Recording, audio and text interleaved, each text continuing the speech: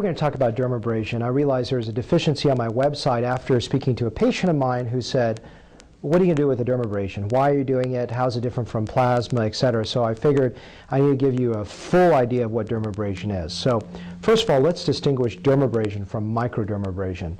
They're entirely different. Even though they sound very similar, they're entirely different. Microdermabrasion is something that's done in a spa. I have a spa here that an esthetician does, and it's basically analogous to almost just like exfoliating the skin. Nothing to do with dermabrasion.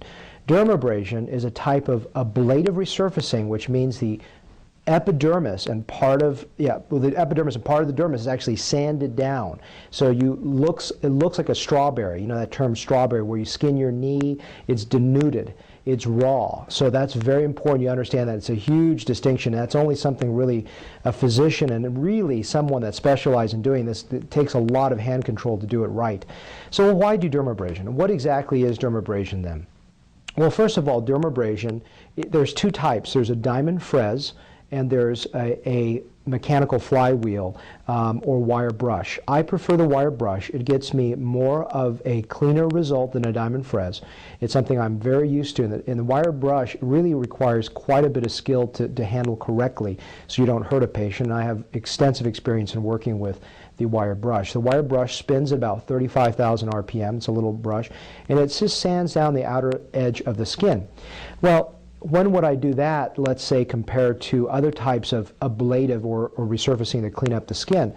The time I would do dermabrasion, mechanical dermabrasion, that's the formal name of it, or wire brush dermabrasion, is when I see there's an uneven edge, like a scar. I've taken a mole out, or I've done a scar revision, or done a cancer reconstruction, where the wound edge is still a little bit visible. I want to actually sand that flat. When you do chemical peels and lasers and things like that, they don't really sand the edge down. So what I do is numb the area appropriately, but as you know, my techniques are very good. You shouldn't feel anything. And I literally sand down. It's almost like wood shop in high school, where I'm actually sanding down the edges, just so the edges are not visible, and it makes the area much harder to see.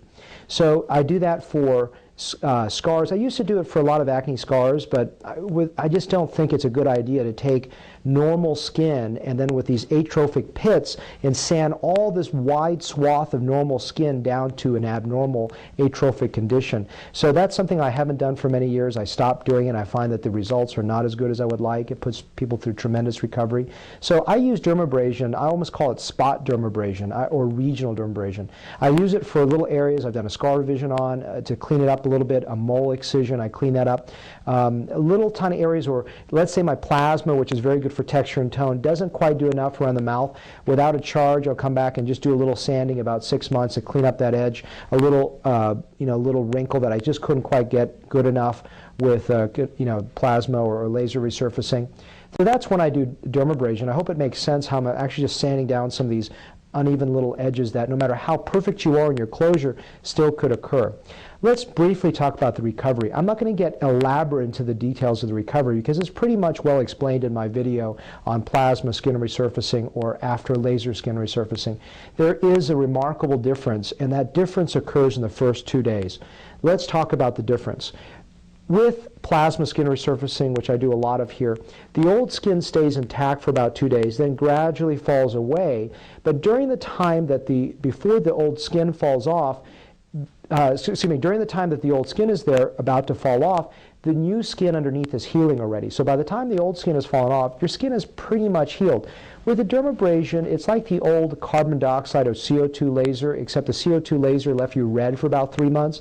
This should leave you red for about 7 to 10 days. So you're actually sanding down the edges, and so it can actually weep a little bit. So then the serous fluid, the clear fluid can come out for the first 1 or 2 days. So what I usually, it can feel like a wind burn for the first 1 or 2 days, which most people don't really like. So to expedite the healing, and since unlike a plasma skin resurfacing, you don't have your old skin intact, unlike a chemical peel, you don't have your old skin intact for that first 1 or 2 days, I take a little saran wrap, and you can do that at home, and just let it sit on there. It's called an occlusive dressing.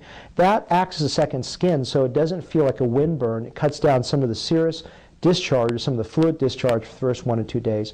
And you just keep it really moist with Aquaphor Vaseline, and that's very, very important. The The care after, in terms of cleaning is I would rather you not do too much cleaning just for the first 1 or 2 days. Just keep it covered until most of the skin is healed. Within the first 2 days, then you can start cleaning it and then basically treating it like a plasma skin resurfacing like I talk about in my other video. But hopefully that's a good idea of how dermabrasion works for you in terms of the aftercare and some of the differences about why I do it and how it differs from microdermabrasion. Dermabrasion also is something that has a little bit more recovery than plasma in the sense that when you sanded it down, it does look raw. It doesn't look as perfect as it could be. And over that first 7 to 10 days, it really looks bad. And if you are darker skin, it could pigment a little bit. So there's another concern because it's a slightly deeper treatment than plasma or other types of treatments that are out there. One thing I want to clarify that it's actually worth in this video to talk about. This weekend, my patient had a little bit of a burning sensation to Vaseline, and it's pretty rare to have that reaction because Vaseline is pretty inert substance, but it can cause some reaction. So a substitute for that is Crisco. And the patient's feeling much better today. The Crisco is a vegetable oil type of treatment, and it actually, the only thing is sort of anesthetic to have sort of a white coating, actually quite clear after you've applied it for a while over the skin. But that's a good substitute in case, even if you're having plasma or other treatments and you're having a reaction to Vaseline Aquaphor, Crisco is a great alternative. Sometimes it's actually a great first line. It's just if you don't mind using Crisco. So that's just another little tidbit that I thought it would be educational. So hopefully this video was good in terms of what exactly is dermabrasion and what the recovery is like with dermabrasion.